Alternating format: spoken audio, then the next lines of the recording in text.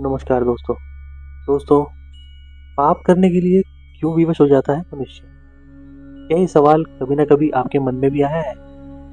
यदि हाँ, तो इसका जवाब स्वयं श्री कृष्ण ने बताया है। इसका जवाब श्रीमद् भगवत गीता में ही छुपा हुआ है। दरअसल भगवत गीता को हिंदू धर्म ग्रंथों में एक मुख्य स्थान दिया गया है।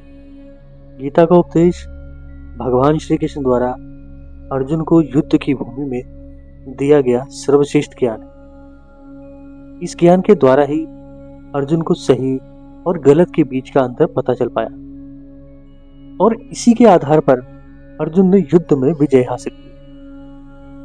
महाभारत के युद्ध में भगवान श्री कृष्ण अर्जुन के सारथी बने और अर्जुन को गीता का उपदेश दिया। यह उपदेश जितना उस दौरान में प्रासंगिक था, उतना आज भी है, क्योंकि आज के समय में मनुष्य का जीवन ही एक युद्ध बनता जा रहा है।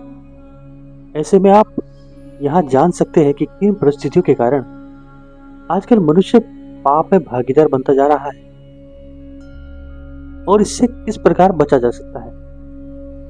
यहाँ एक श्लोक से अर्जुन श्री कृष्ण से पूछते हैं, केन प्रयुक्तोऽयं पापं चरति पुरुषः अनिच्छन्नपि वाषणेय बलादेव नियोजितः। यानी इस श्लोक में अर्जुन भगवान श्री कृष्ण से यह प्रश्न पूछता है कि मनुष्य न चाहते हुए भी बुरे कर्म क्यों करता है। इसके उत्तर में भगवान श्री कृष्ण कहते हैं कि मनुष्य की वासना और निहित स्वार्थ के चलते ही वह पाप करने के लिए विवश हो जाता है। पाप करने की सबसे बड़ी वजह मनुष्य की काम भावना अर्थात किसी चीज को पाने की इच्छा है, क्योंकि काम वासना से क्रोध उत्पन्न होता है। क्रोध से भ्रम पैदा होता है, जिससे सबसे पहले बुद्धि नष्ट हो जाती है और यही मनुष्य के विनाश का कारण बनती है।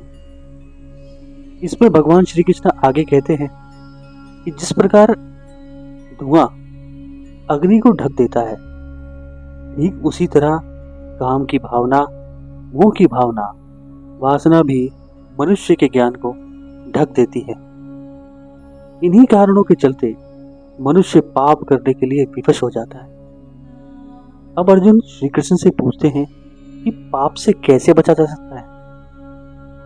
तब भगवान श्री कृष्ण पाप से बचने के कुछ उपाय भी बताते हैं, जिसके अनुसार मनुष्य को आसक्ति या विरक्ति के प्रभाव के अधीन नहीं होना चाहिए। जब किसी व्यक्ति में आसक्ति और विरक्ति का अभाव होता है, तो उस जीवन को ही उत्तम माना जाता है। दोस्तों, इसलिए हमें पाप से सदैव बचकर रहना चाहिए। हमें अपने मन में आ रहे बुरे विचारों को हमारे ऊपर हावी नहीं होने देना चाहिए। यदि हम उसे अपने ऊपर हावी होने देंगे तो स्वयं भी पाप कर बैठेंगे। इसलिए हमें इन सब चीजों से बचकर चलना चाहिए। आज की वीडियो में बस इतना ही। मिलते हैं किसी और वीडियो में। तब तक के लिए धन्यवाद।